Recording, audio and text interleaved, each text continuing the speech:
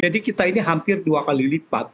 Nah, di sini harus diselidiki apakah proyek itu ada markup.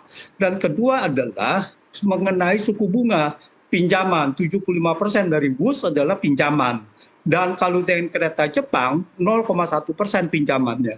Dan kalau dengan kereta China ini 2% dan cost of run-nya 3,4%. Ini yang harus diselidiki dan mereka yang membuat WUS atau WUS ini bangkrut, ya artinya default tidak bisa bayar, ini harus diselidiki dan harus dimintakan pertanggungjawabannya, begitu Tasya. Oke, Pak Antoni, kalau Anda menduganya yang mana yang kira-kira mungkin menjadi akar permasalahannya? Dua-duanya, yaitu pertama adalah bahwa di sini ada kemungkinan besar terindikasi kuat bahwa di sini terjadi markup, ya apalagi dengan cost of run 1,2 miliar US dollar, which is 20% dari nilai proyek, itu sangat luar biasa besarnya, hampir tidak mungkin. Dan kedua adalah bahwa penilaian proyek dari awal ini tidak masuk akal karena komponen bunga yang sangat signifikan sekali, karena kita punya 75% dari pembiayaan proyek WUS ini adalah utang, dan komponen bunga ini sangat besar sekali.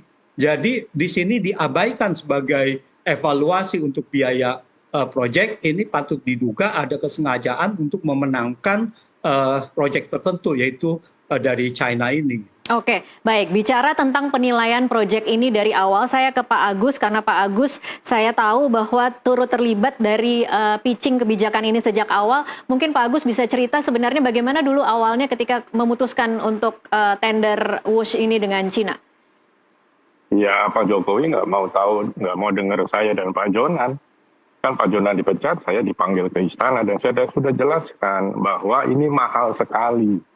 Tidak bisa dibayar, tapi Pak Jokowi nggak tahu bisa. Karena saya tanya, ini ide siapa sih Pak? Ide saya. Nah, sudah.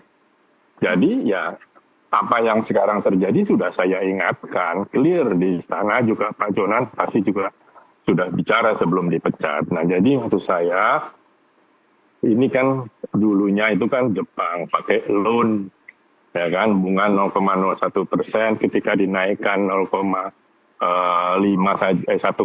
sudah teriak semua karena tidak bisa kita bayar waktu itu.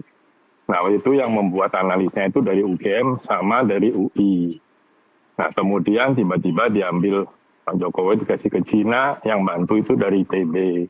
Nah, bunganya langsung berubah, hitung-hitungan keuangannya berubah. Tambah saya sudah bilang, ya sudahlah, mau sudah dibangun, mau dibangun niat presiden begitu, ya ditanggung saja. Dan